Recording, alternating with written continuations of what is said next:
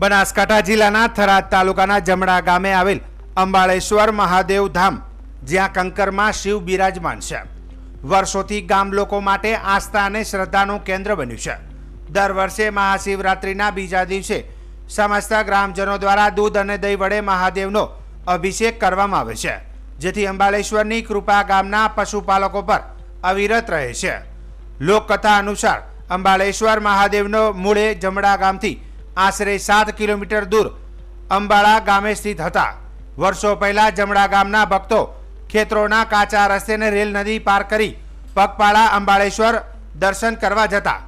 ભક્તોની આ દ્રઢ શ્રદ્ધા જોઈ ભગવાને સપનામાં દર્શન આપીને જણાવ્યું કે મારા દર્શન માટેના માર્ગમાં જ્યાં શિવલિંગ આકારનો કંકર મળે ત્યાં મારો નિવાસ માનશો.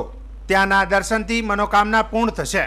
ત્યારબાદ એક વરખડીના ઝાડ નીચે માટીના ઓટલા પર શિવલિંગ આકારનો કંકર સ્થાપિત થયો. પેઢીઓ સુધી ભક્તો ત્યાં માથું નમાવી ધન્યતા અનુભવતા રહ્યા.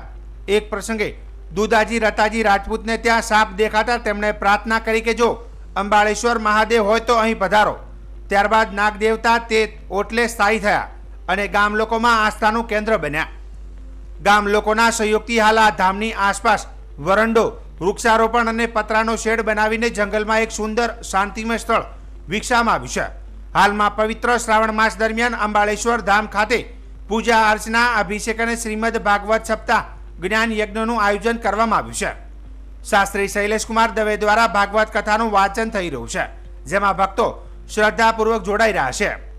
શિવરાત્રિના બીજા દિવસે સવારે સમગ્ર ગામથી દૂધ દહીં વડે અંબાળેશ્વરના અભિષેકની પરંપરા આજે પણ અવિરત ચાલે છે.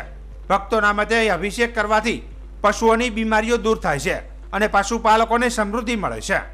અંબાળેશ્વર ધામે માથું નમાવનાર દરેક ભાવિકની મનોકામના પૂર્ણ થતી હોવાનો અનોખો વિશ્વાસ છે.